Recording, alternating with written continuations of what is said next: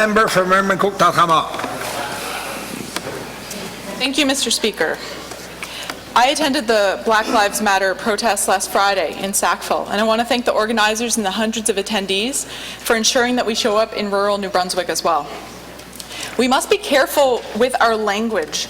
The language of saying we're a mosaic versus a melting pot, like in the US, has allowed many Canadians to feel superior and to think that racism doesn't exist here in Canada.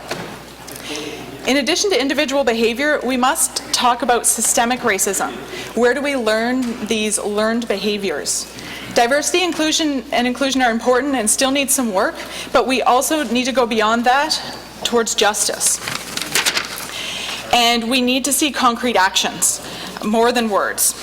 Black Lives Matter, Fredericton, and New Brunswick have outlined specific actions government can take, and these include incorporating content on the history of slavery, segregation, and systemic oppression in New Brunswick and Canada into the public school curriculum here, having a commissioning independent research on the personal, social, economic impacts of racism in New Brunswick and develop an action plan to remedy these issues through an anti-racist strategy, as well as implementing mandatory cultural competency and anti-racism training for police and government officials.